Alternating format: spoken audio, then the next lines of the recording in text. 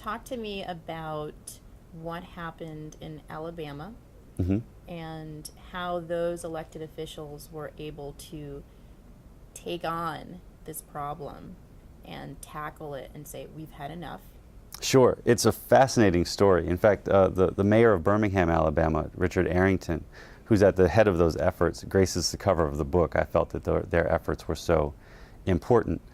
So just to put Alabama in context, there are really two phases of state repression of black elected officials in the period that I cover.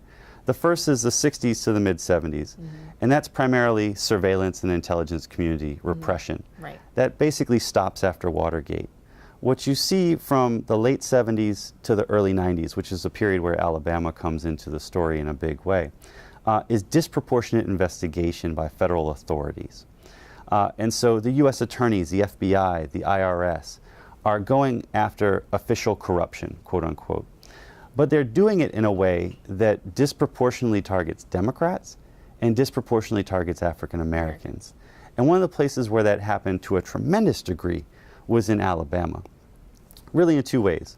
The first is that the U.S. attorneys in Alabama did a wide-ranging investigation of voter fraud, which is in the news a great deal today, but this is a very long historical pattern.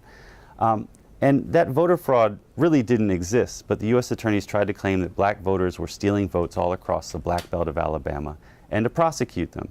They lost every single case except for one. And there were approximately 12 people indicted.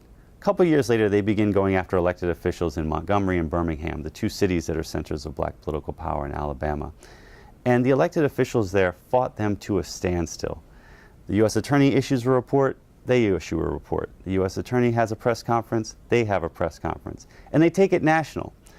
They go to Washington, D.C. They demand that the the Senate Judiciary Committee investigate what's going on in Alabama. It happens that Joe Biden was the chairman of the time, and he investigates. And they're basically able to hold these folks off until 1993, when the transition occurs.